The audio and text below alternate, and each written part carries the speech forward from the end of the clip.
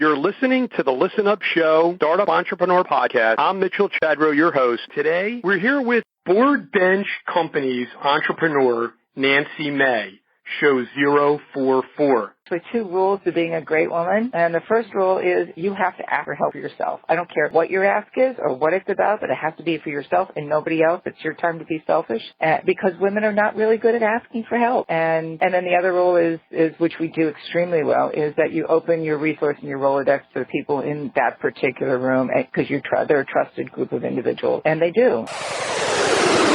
Listen up, trusted friends. It's your business, it's your family, it's your life. Now let's get started.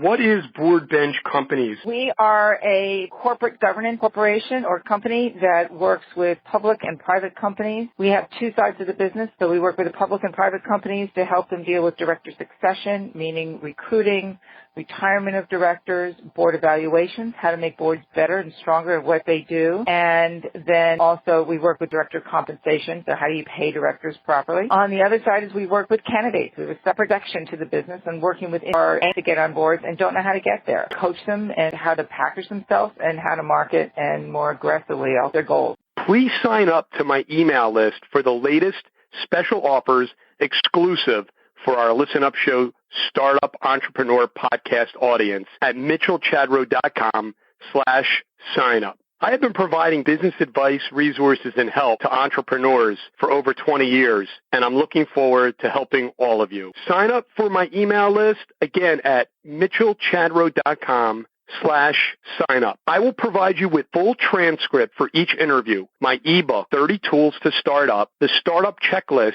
and many other education and training materials, all back at mitchellchadro.com/sign up. Now enjoy the show. Nancy, how are you doing this morning? I'm doing great this morning, Mitchell. How are you? Super. We really appreciate you coming on. Nancy, what's the one thing that contributes most to your success? I would say that it is a constant working towards learning new tools and resources and pieces of information that are going to add value to my business, but more importantly, more value to the clients and people that I work with. Also pushing the envelope, being as creative as possible in solving problems, and reaching out and connecting and networking, which is a good portion of what I do. So how did you actually just get into niche where not only are you helping directors, but you're also helping women directors doing, corporate governance? Actually, I was pulled into the business years back through a client. I was doing, my background is marketing and strategy and product design and development early on in the .com and tech days, way back when, actually starting in the semiconductor industry. Then I went out and built my own strategy business, and a client said, geez, everything that you're doing for me as a CEO is extremely valuable. I really need the help like that in the boardroom. Can you work with me? So I started to do some work, was extremely successful for that CEO, and then others started to ask. And quite frankly, my philosophy was it was a lot easier and more enjoyable and rewarding to work at the top of the house than the middle or the bottom of the house. Our startup round. For all your hosting needs, head on over to mitchellchadro.com/hosting. mitchellchadro.com/hosting for all your web hosting needs. Who do you use to host this website? That's how I started to get into the board work. And it was early on before boards are where they are today. It was still a bit of an old boys network. And I thought that maybe the first thing to do would be only work with women in the boardroom. And as much as I support women, and I will continue to the day I die, it was the fastest way back then to get into bankruptcy, not be in a business. Because companies and boards weren't really looking for women at the time. They said they were, but they weren't so much. They are. So was that some of your early struggles in terms of starting out in this particular niche, in that it was hard for you to basically help women, not because you didn't want to, but because it was difficult to basically get women onto boards? Tell us a little bit about those struggles and who actually helped you then continue to get your clients. How did you market yourself? How did you strategize to sort of overcome that obstacle? Sure. So challenge was really sort of twofold. With the corporations, it was really before the conversations of getting women on board and having that strong diversity component was there. There were a lot of information and resources out there for helping women get up the corporate ladder, but there really wasn't a whole lot going on in the boardroom. And quite frankly, the women that were there. Forgive anybody of your listeners who may be one of those, but a lot of them really were the old guard women. They used to refer them as the queen bees.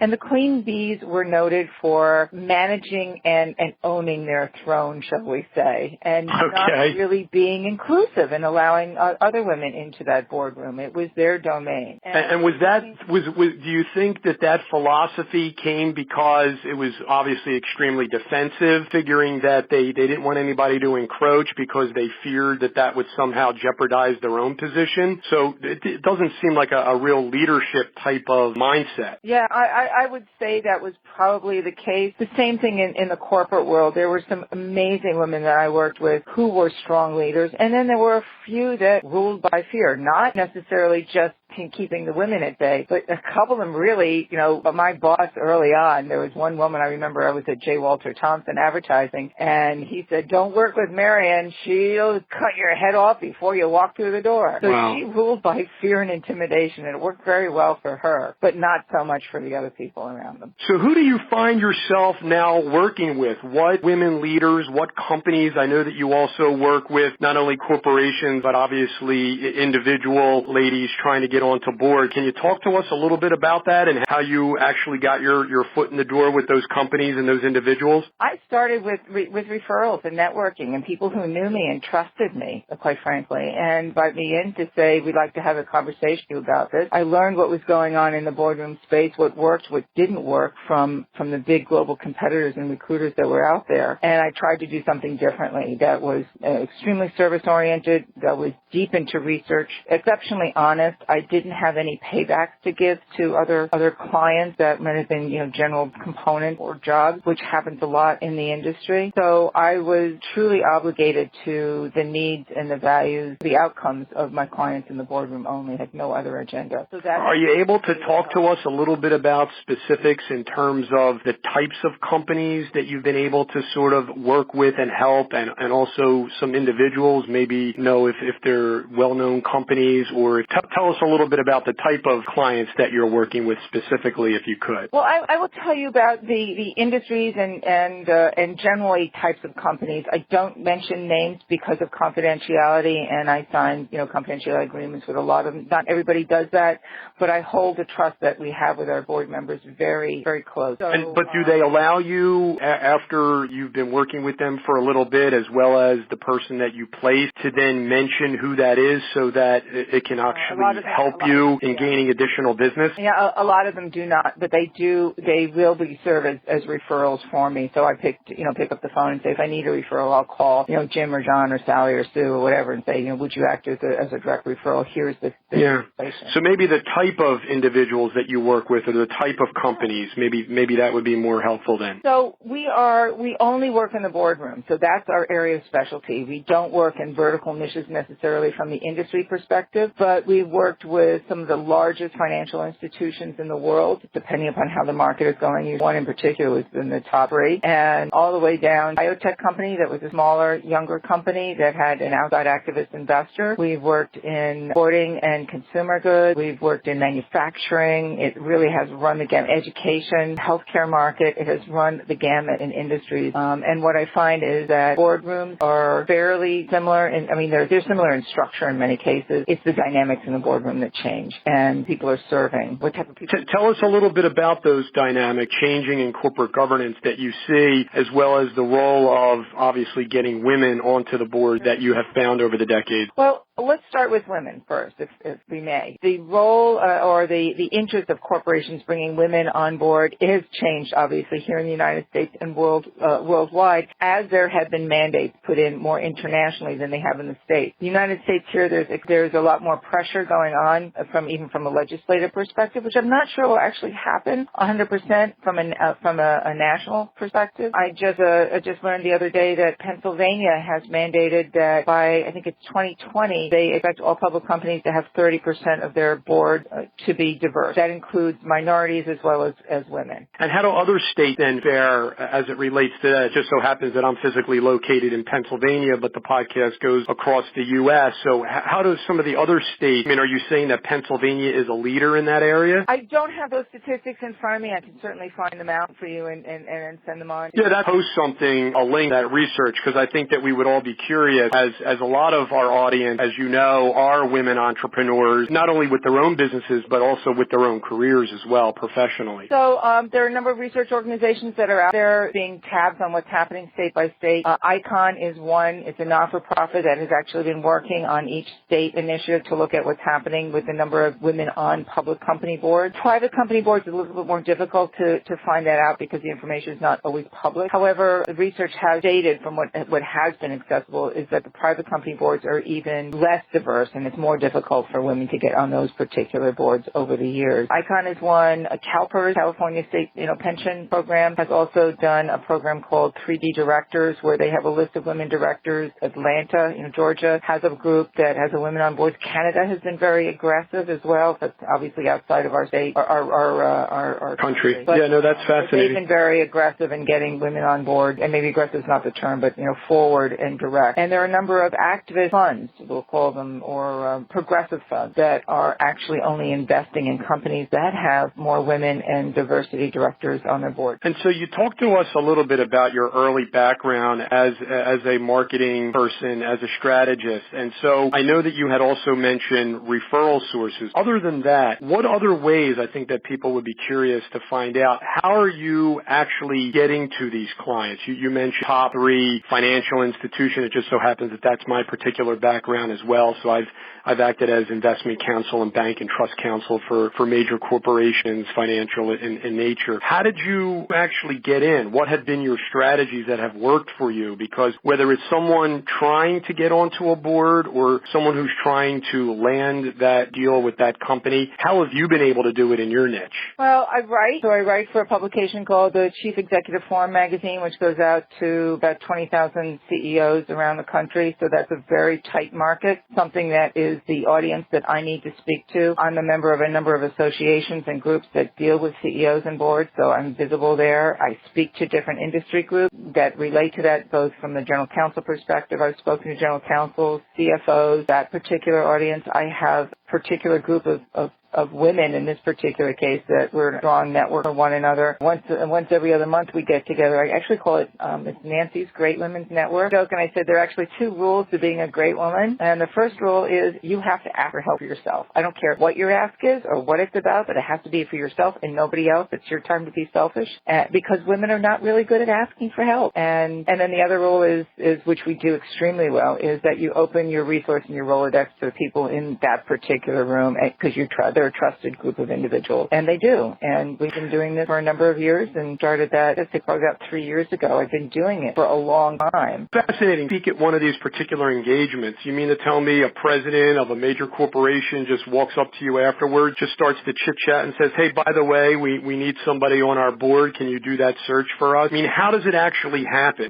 What happens typically is the conversation will say, I'd like to talk to you further about some of the work that you do. And then we'll have a phone conversation or a face-to-face conversation, and I'll find out a little bit more what's going on inside the boardroom. It could be a director who's retiring. It could be somebody that had been difficult that they want to get rid of. I've had that with, one client not too long ago had actually hired or brought a director on that they knew as a friend. And then when he got into the boardroom, he was toxic. He was rude, disruptive, didn't come prepared, challenged management to a point that was not productive. It was actually disruptive. And they were uncomfortable in letting this guy go. So they lived with this thorn in their side for almost 4.5 years until they said it was time for him not to stand for re-election. Somebody was strong enough to say, hey, it's time for you to go, Joe. And or not stand for re-election is typically what they do. On the flip side of that, you're also working with people trying to get them placed on onto the board. So your client is the individual as opposed to the corporation. Talk to us a little bit about some of the issues in working through, because that person's coming into a culture and a subculture where there might be issues. Tell us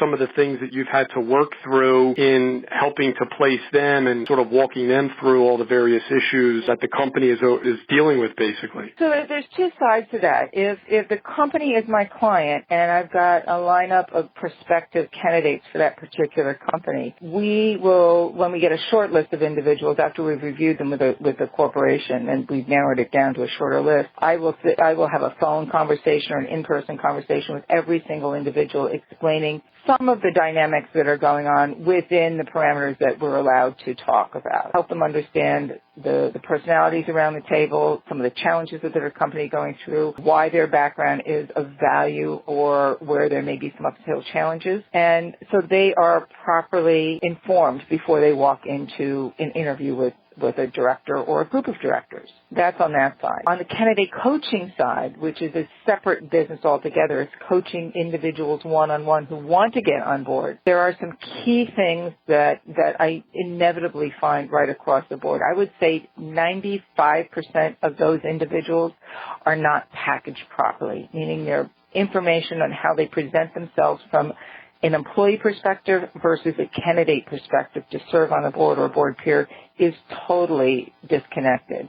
So we typically work in the beginning on just ratcheting that up to a higher level of visibility so they're positioned as a board person. So talk to us a little bit about somebody who might be extremely qualified, but for whatever reason, whether it be on paper or the way that they've come across in the past, has prevented them from sort of getting onto a board. What have you coached them or what have you sort of done to help them? And on the flip side, what have you done with the company in terms of presenting the company in a more appealing way that attracts higher caliber type of individual where maybe people in the past have shied away from it because they don't want to sort of deal with all the chaos and all the various issues? Sure. So on the candidate side, the candidate coaching side, I'll give you two examples. One was female and one was male. Female was really reported right into the CEO, was a vice chairman level, extremely competent and talented individual, but she just didn't know how to present her accomplishments in a quantifiable and valued way from a board perspective. Once we were done with work, we worked back and forth. I don't do the work directly. I coach the individual to own their work and walk through this with them very tightly. Every week we have phone calls and conversations about how to do this, and they work through the process. At the end, I'll take it and we'll tweak it and polish it up a little bit. But they have to own the material. They lived it. I haven't. And if they can't speak to it to somebody else, then we failed. But at the end of about 7 weeks, she looked at the material and I said, and I'll use the term named Susie. I used to use Susie and Joe, sort of my general terms when I'm talking about these individuals. So Susie, what do you think about this person now that's on paper? And she actually, you could hear her light up on the phone. She goes, oh my God, I don't recognize this person. I said, but it's you. It's everything you've done. We've done nothing different than to highlight and bring your great accomplishments to the forefront. She goes, I know that. I just didn't know how to uncover it myself. So, and she's out there, networking. It's changed the conversation totally from where she was before. Which is no, I think because this is such a high niche, board governance, working with not only women going onto a board, how do you structure how you get paid at the end of the day? I think people would be curious for their own business in terms of how they structure their own compensation. How do you do that? Because with someone like that, you're hand-holding a lot more than someone who's already polished, who's already very sharp, and sort of you're able to present them in a quicker manner. So how do you compensate yourself for those cases that are a little bit more challenging? Well, if I find that there's a little bit more challenge, I typically, put a higher fee on it. But it's a fee for service for the coaching. I have depending on after an initial conversation, I do what I call, an upfront conversation where we really just sort of go through a deep dive and I present them with an overview of where I think they are, where I think their challenges are, where I think their opportunities are, and where I think the roadblocks are going to be and how we can work together. And I give them typically 3 options options, package A, B, or C. And the first could be just putting their material together so they're packaged properly and ready to market themselves by themselves. And then the others are, hand-holding, then consulting and coaching them through the process. In terms of numbers, just to kind of go a little bit deeper, is there a formula? Is it based on what the person's salary was? Is it based on a number of hours provided? Is it based on what the overall package might be with a particular corporation? Talk to us a little bit about how those three packages look. So for the individual coaching, I set them up based on sort of deliverables or time frames. The first one is the deliverables. So if we're packaging somebody, that's obviously a bio and a CV, and that's it. End of story, we're done. Typically runs about 7 to 10 weeks. So I've got a set fee for that, knowing what's going to happen. On the coaching side, the process of how you get on a board, I do it based. Can you give us a rough guess? Like how many clients would you work with in that space in a 52-week and a 1 year's period of time? I'm very selective, so I can work from. I haven't actually looked at it from a 52-week time period. To be honest with you, I haven't counted them up. But typically, I'll work with no more than about 5 or 6 at a time. And a flat fee might range anywhere from.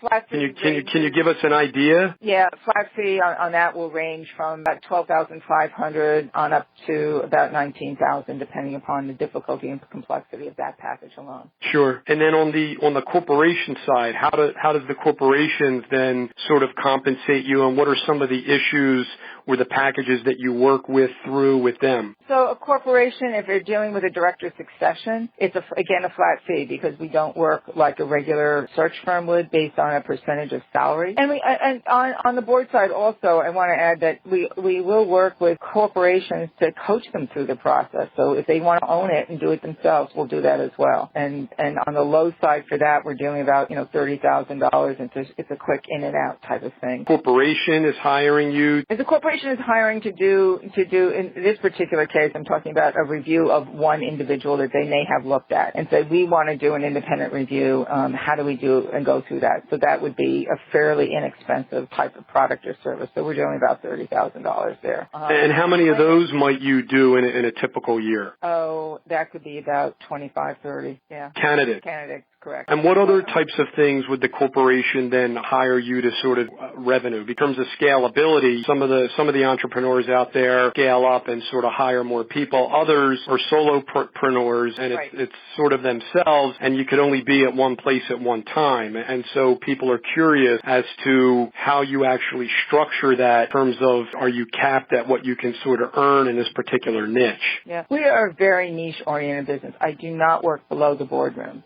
So the kind of business that we're in is not scalable as if it were a general search firm, which is very different. And I'll be honest with you with that. It's what it is. It's a small to medium-sized business, something that we've done extremely well on personally and professionally, and I love the work that we do. So, and we're trusted and respected.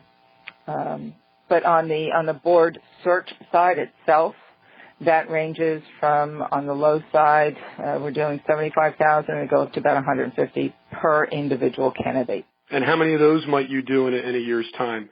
This gives the audience the ability to appreciate your business and sort of kind of takes them inside a little bit in terms of helping them appreciate a little bit about what you're doing day to day. Sure, I understand.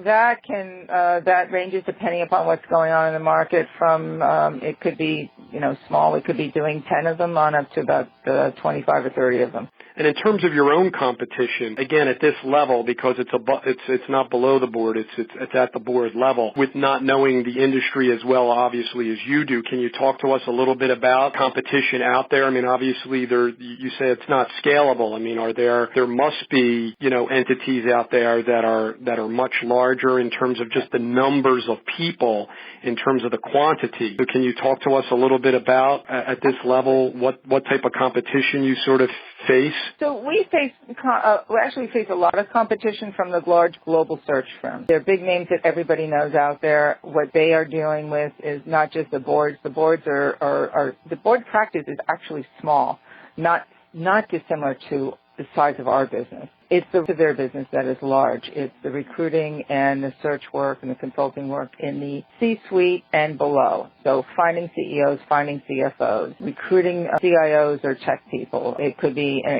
CFOs, accountants, junior level people. That's where the scalability is in hiring and coaching, shall we say, executive coaching of the executive team, the body of the corporation in this business.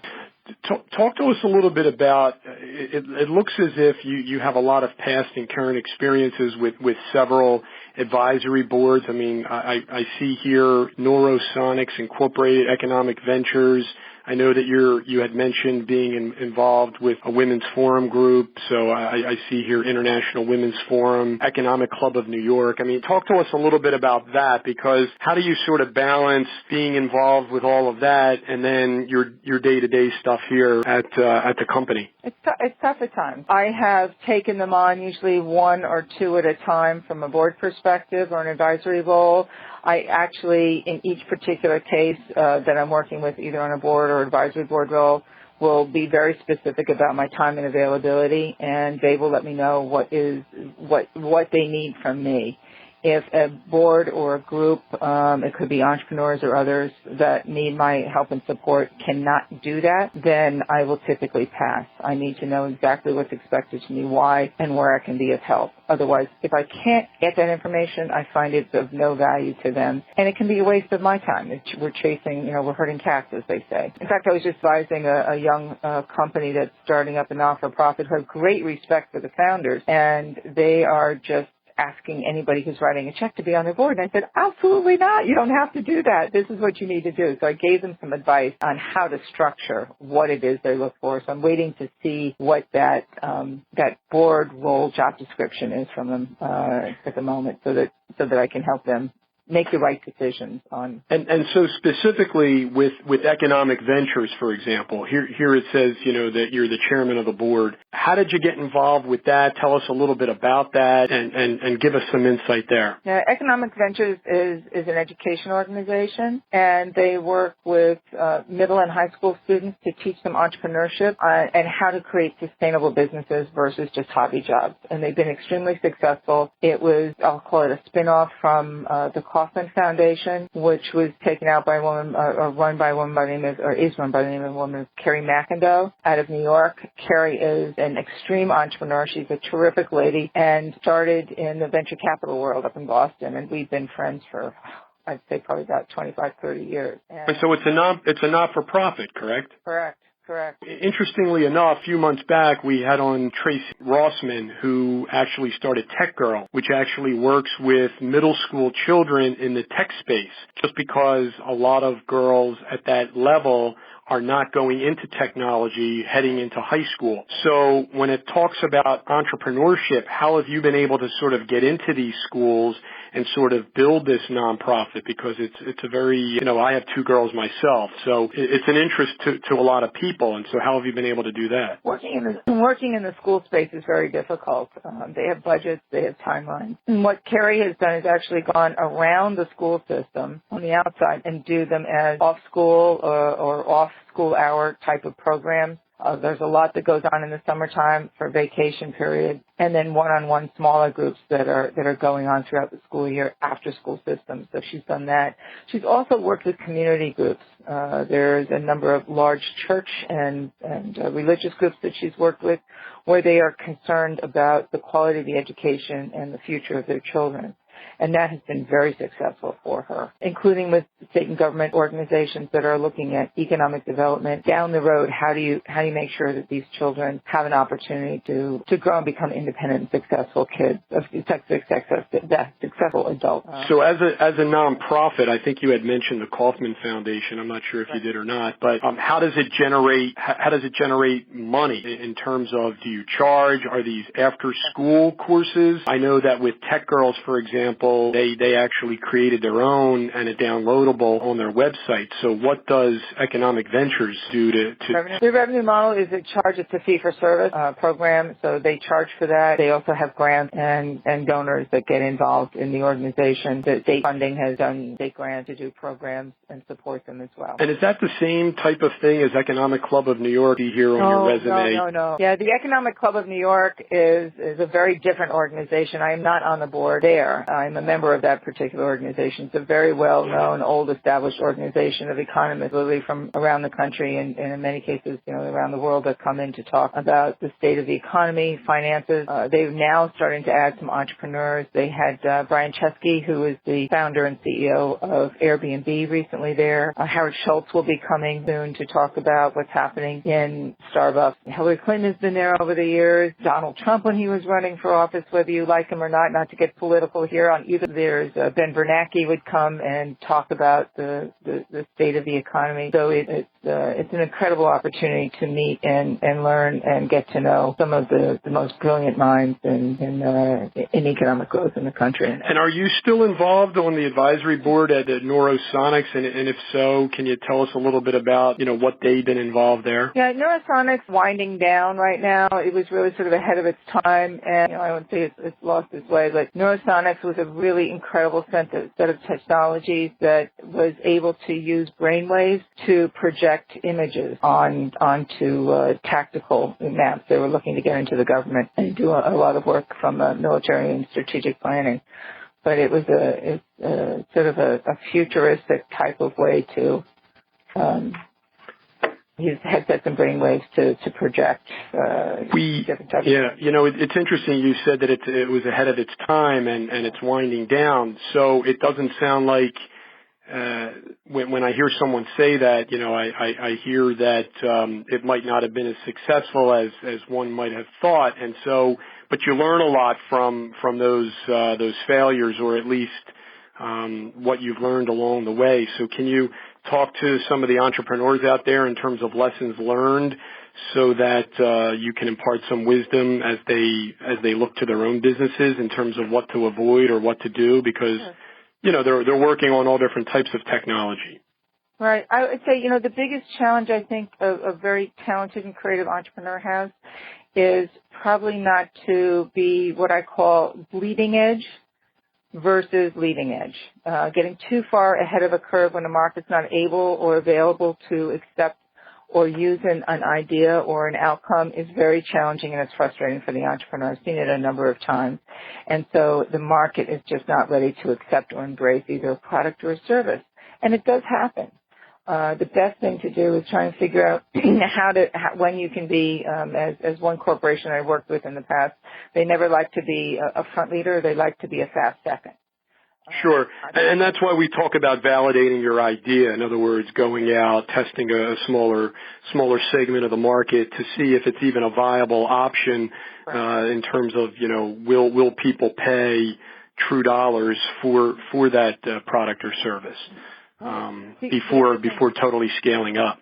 You're right. The other thing I think, and I've seen this a number of times, whether it be a product or service-oriented type of entrepreneurial business, is that if you are uncomfortable selling, if you don't like to go out and talk to people and make a transaction, have a cash transaction happen at the end, then don't get into business for yourself. It's very difficult. And or maybe because we've talked about teams, and I'm going to be asking you about yours in a little bit, but where maybe some of your strengths might not lie, bringing somebody in, whether as a contractor or as an employee or somebody who has those skill sets that you don't have to sort of complement what it is that you're doing, whether it be a co-founder or what have you. Would you agree? I would agree. I still would say that the entrepreneur themselves have to be able to be comfortable making a sale, making a transaction. Putting the sale responsibility on somebody else is very difficult to make it work in the beginning. And I just see time and time again, unless they're actually an owner and have pain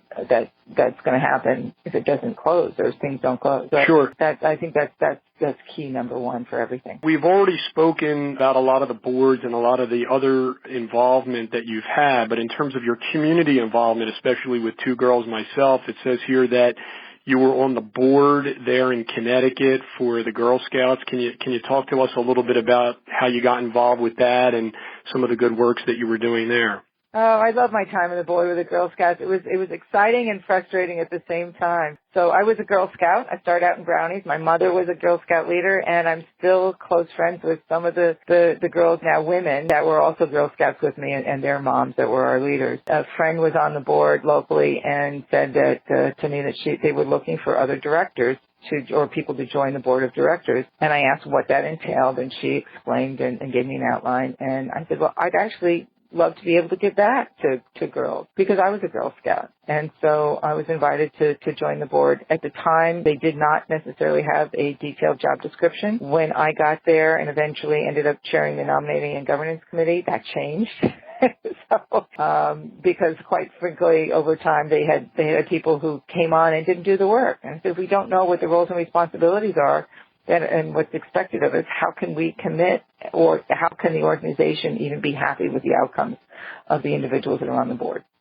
You know, two of the fun facts that I uncovered about you, and I'll just get you to sort of comment on. The one I thought was really cool, and I want to, and here you could sort of brag a little bit. You know, we talk about, you have to ask, you got to be a little, you got to reflect. It says here that the United States Small Business Administration honor as State of Connecticut's Women's Business Advocate of the Year. So how does one sort of get thrown in the ring for that? How do you sort of gain that type of visibility to sort of rise above all the other, because I'm sure the competition was kind of steep that year. So how does someone like yourself do that? I know that you've already spoken to us about how you write and how you go out and put yourself out there and lecture, but that doesn't tell us how you sort of still then went ahead above and beyond and differentiated to sort of get that. Well, in that year, or in that era then, I had also been voted in as president of an organization called the Entrepreneurial Women's Network in Fairfield County, Connecticut, which was a 165-member organization that I joined because I saw an article when I first went into business for myself now 28 years ago. And I said, God, I'm all by myself. I saw this great article about other women getting together. Why don't I, like a friendly group, I just go and join them at their lobster bake, which I did. And one thing led to another. As I said, if you don't want to be charged with the responsibility, keep your mouth shut. And I just kept opening my mouth saying, have you thought about this? Can we do this? Can we do this? And so I opened my mouth one too many times, and they said, we'd like to nominate you as president. And I thought, okay, what does that entail besides what I've seen and I learned? But they had 165 members, and they were losing 40% of their members a year, which was not a positive way to move into a leadership role. So I thought, okay, we've got to make some changes. We did some structural and strategic changes to the organization. We also changed out the board. This was one of my early governance involvements too, where we had a board of about 35 people, and I asked everybody to resign and retire. And we restructured the board to a board of 8 people, and we went from 165, losing 40% a year, to 425 members in a year. National recognition of groups wanting to, or people wanting to start EWNs around the country. And that was, one of the ways that I gained, visibility. I loved the work that I did there, and it was exciting, and I learned a whole hell of a lot, and I got great business from it too. And there's so much power in that story, but the most powerful thing that I want the people in the audience to sort of take away from it is that from reading one small article, which obviously wasn't so small, you actually took some action and sort of moved towards that, and from that it opened up all of these various doors. A lot of people are out there thinking, how can I get in, or how can I make this possible, or whatever. There's just one small little thing that might be the difference between either getting in or not getting in. It's just a matter of putting yourself out there, and I think that's pretty cool. Yeah, I would say the one key word to all of this is never be afraid to ask for anything. I don't care what it is. But never be afraid to ask. It's interesting. I always tell my girls, if you don't ask me, the answer is always no. So they've learned that there is no answer. So they've learned that if they the answer still may be no, but if they don't ask, right? It'll always stay no. So you never know. I might surprise you.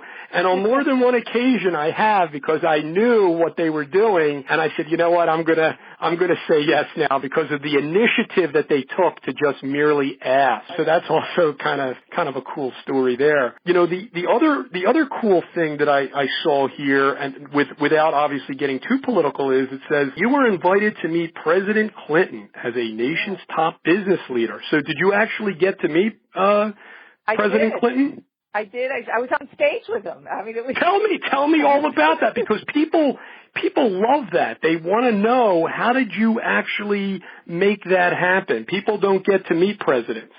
No, they don't. And you'll laugh. You're talking about your kids. My husband, you know, I came home from that event that night, and he said, "So what happened?" And he just sort of turned red. He said, "You didn't raise your hand and do something silly, did you?" And I said, "No, I did nothing silly, but, you know," he always knows that if there's a way for me to wiggle my way in a door, I will get there. So, in this particular case, I got a call from the Democratic committee who said, you know, the president is coming into town. We've invited some of the country's top, small business leaders to be part of the conversation, and we'd like to invite you. And I thought, oh, geez, you know, I really don't have a lot of time. I was like, wait a second, it's the President of the United States. How often do you get that opportunity? Not very often. Right. So I said, okay, I guess I can afford the day off. And I went down to where he was in Stamford, Connecticut, and we were all sitting in an audience, and I didn't realize, I thought it was just Connecticut. These were 500 small business owners from around the country. They came as far away from Alaska. I had no idea. So it was a real honor that I was not aware of what a privilege it was. And then somebody from the stage came down and said, we have one seat left on the stage, and we need to fill it. Is there anybody who would like to sit? Before he finished the sentence, I was up and next to him and running down the stage. So at the time that the person contacted you, you knew that you were going to go down to hear him speak, but you had absolutely no idea that you were going to actually then at some point possibly be up on stage with him. Correct. And out of curiosity, how was it that the person who invited you there, what were you doing in your community that made them contact you to even invite you in the first place? Mitchell, I wish I knew that answer. I don't know. I mean, I just got a call the night before to say, you've been selected. Would you like to come? And And you never found out exactly how it was that you were selected, or who said, hey, you need to contact this person, or what have you. And so the interesting thing about it is that there's so many different opportunities. You just never know. And I'll bet you the story is that you probably met somebody there that you're probably still in contact with to this day. Can you tell us about that? Well, I don't think there was anybody there that I met at that particular event that I'm still in contact with. But there have been people in the government that our paths have crossed. We've stayed in loose contact. Carol Browner, who was second in charge of the EPA, I met in Washington, and I remember her asking me, what's it like to be an entrepreneur? And because she was concerned about leaving the administration. At the end of every administration, they all change out. And she was nervous, about doing this and going out. She was having a child that was going to go into college soon, and she was thinking about going into business with another individual out of the administration. And I said, Carol, I would much rather be an entrepreneur because I'm in control of my future. I know what I can do. I can get anywhere I particularly want as an entrepreneur as long as I work at it. You, in government, you have to look for a job every 4 years. I don't want that job. And she didn't understand it. So. It is quite a different mindset, is it not? Yes. She also wanted to know what it was like emotionally to be an entrepreneur, and I've used this with friends before, and I said, well, at any stage of the game, there are highs and lows. So I've never had this illness, but I said my sense is it's kind of like being bipolar. You can be up in the morning, down at lunch, and flying high again by dinner time. And every day is an exciting ride, no matter how you mark it. But it's yours to make it succeed, and to me that's the joy. That's awesome. Our fast pitch, mitchellchadro.com/books for books, audiobooks, guest recommendations, and the books that I read to start up each day. Sponsors our fast pitch, my book club recommendations, back at mitchellchadro.com/books. To see more of my recommendations and recommendations of our guests, just go to mitchellchadro.com/books. It's your number one resource for book reviews and recommendations. So can you tell us about a book that's influenced you, whether it be in business, personal, or life? Well, I just recently read a book called Bettyville. And Bettyville is a story about a gentleman who was a writer in New York who basically gave up his life to take care of his aging mother. And I'm dealing with that right now with my parents, who I love very dearly. Time-consuming, but it gave me great solace. And it was a wonderfully written book. I loved it. Well, it's interesting about taking care of a parent that's obviously getting older, and the kind of the circle kind of comes full circle around, where they took care of you while you were growing up, and now you're in the process of doing the same. And the podcast is not just about entrepreneurship and business. It's about business, family, and life, and how people obviously balance all three of those. And one of the things that we didn't get into earlier in the podcast, because sometimes these questions will elicit other things from our guests, is that how do you then balance taking care of your parents, obviously having a business and having other employees that are also dependent upon you as well, and then you have outside involvement with community activities, and I'm sure it's a challenge. It is a challenge. I really consider it very rewarding, because there's so many things. My dad was an entrepreneur too. He took over a business from his father. So I had that sort of role model growing up. And what type of business did they have? My dad designed and manufactured eyeglass frames, so all the frames that Elton John and Jackie O and the politicians were famous for wearing, those are my dad's. Wow. Yeah. So just a really neat niche like that, because when you think of, people are trying to come up with ideas, hey, what can I do? And here, that particular idea, I don't know how many people would think of, hey, let me do that, but yet very successful and a very, very specialized niche, again, because of the higher quality and the higher design, correct? Absolutely. And I'm still learning some of the things that he did. Dad will be 97 this year that I didn't know about that are coming out. So that's pretty exciting. So I balance it by, it's a different, I consider it really a side business, because that's what I'm doing, managing their finances, their care, their housing, all their, investments that they've got, medical issues. It's just, I put my business hat on and say it's Mom and Dad LLC. You know what? I love it. And it almost sounds like a totally another podcast show that we could actually do just geared towards that. So what happened to the business? What took my dad, I learned about unions. They struggled through the union challenges in New York. They eventually moved the business from New York, where I grew up originally, up to Massachusetts, and revitalized. We turned around the business, and my dad sold the business to his brother, who desperately wanted it. My mom wanted out. He said, let's retire. So he sold the business to his brother, and unfortunately, my uncle didn't like to sell, and the business went downhill from there. And when we've talked before about succession planning and working with the second and third generation, and how do you have a cohesive legacy plan within the business? Just very interesting. As far as productivity goes, we've heard the saying there's an app for that. So what would you say is an app that you use all the time, whether it be in business, family, or life, that has really helped you quite a bit? Well, productivity and focus. I'm not sure there's an actually app per se, one that I use, but one that I've recently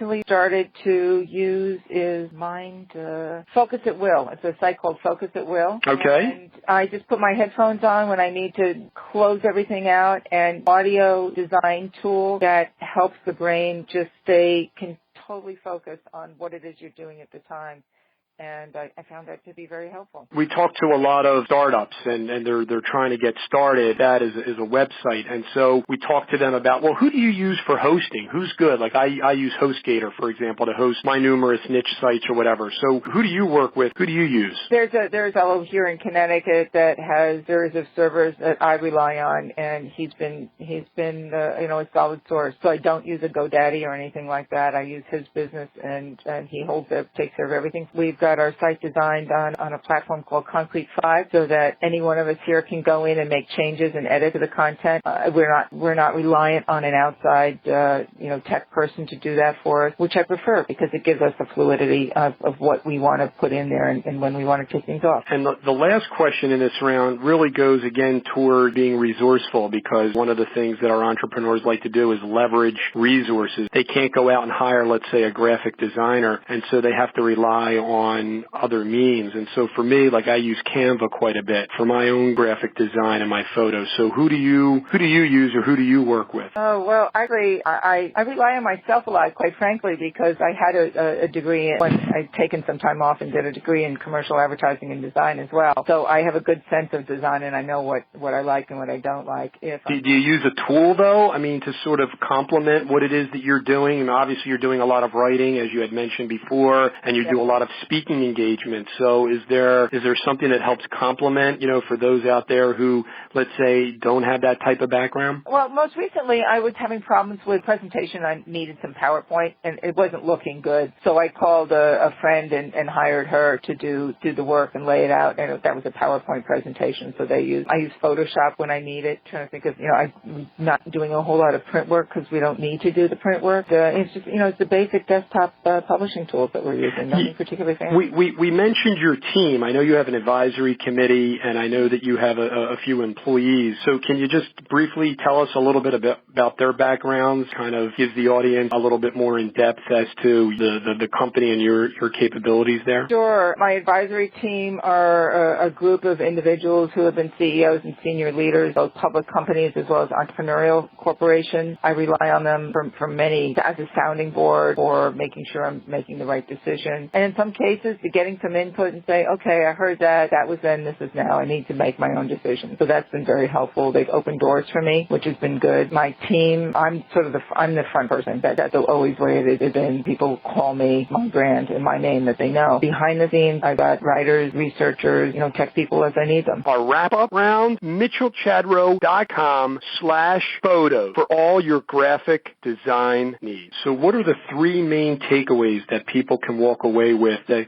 they can keep in the back of their mind? Your advice for them as entrepreneurs, as startups, as people trying to get their side hustle on, people who want to try to get into a corporation, whatever those three main takeaways that you can provide in terms of the wisdom that you've been able to gain over all these years. Okay. For entrepreneurs, I would say never be afraid to ask for anything. But if you're asking for something, know that you have to be able to offer something in return. It's not all about you. You can add value to anybody out there. It doesn't matter who they are. They could be, the CEO of the world, if you want to put it that way. And there's always something that you can offer somebody in return. If not now, certainly later on. Two is stay focused on what it is you want to achieve and make sure that somebody has a need for it. And three, you're your best salesperson. And how can people stay in contact with you, Nancy? They can contact me through our website, which is www.boardbench.com, or they can send me an email at nmay@boardbench.com. Nancy May, this has been such a pleasure. Nancy May, President, CEO of Boardbench Companies. We want to just thank you once again, and we're really looking forward to keeping in contact with you, hearing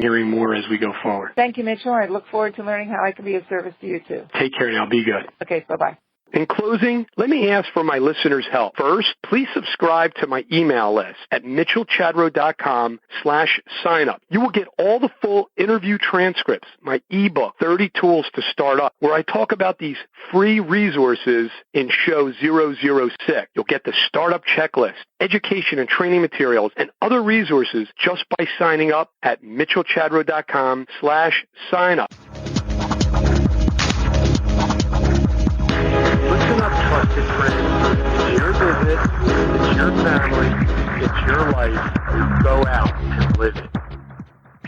Back at mitchellchadro.com/signup, help me boost the rankings of the Listen Up Show, the Startup Entrepreneur Podcast, by providing a well-written review in iTunes. mitchellchadro.com/iTunes. It helps other people find the show. If you actually need instructions on how to do this, you can find that back at mitchellchadro.com/signup. Thank you so much for subscribing to my email list and providing a written review on iTunes.